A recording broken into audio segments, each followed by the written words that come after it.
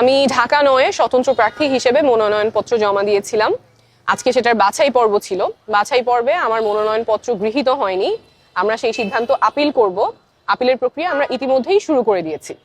গ্রহণ না করার পেছনে নির্বাচন কমিশন যে কারণ দেখিয়েছে, আপনারা জানেন যে স্বতন্ত্র প্রার্থীর ক্ষেত্রে 1% ভোটারের স্বাক্ষর দিতে হয়।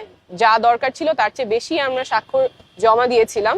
সেখান থেকে তারা 10 জনের তথ্য ভেরিফাই করতে গিয়েছেন, 10 জনেরই সত্যতা তারা খুঁজে পেয়েছেন, কিন্তু এই 10 জনের মধ্যে 2 জনের ক্ষেত্রে তারা দেখেছেন তারা ঢাকা 9-এর ভোটার না, এবং এই 2 জনেরই জানার কোনো উপায় ছিল না তারা ঢাকা 9-এর ভোটার না। তারা জানতেন যে তারা ঢাকা 9-এর ভোটার। একজনের পকেটে যে এনআইডি কার্ড ছিল, সেই এনআইডি কার্ডের ঠিকানা অনুযায়ী উনি ঢাকা 9-এর ভোটার।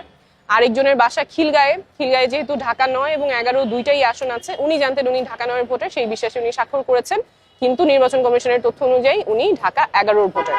এই দুইটা ব্যতিক্রম বাদে বাকি সবকিছু আমাদের তথ্য সঠিক ছিল। আমরা আপিল করব এবং আমরা যেই লড়াইয়ে নেমেছি, স্বচ্ছতা এবং জবাবদিহিতার রাজনীতি, সেই লড়াই আমাদের চালু থাকবে।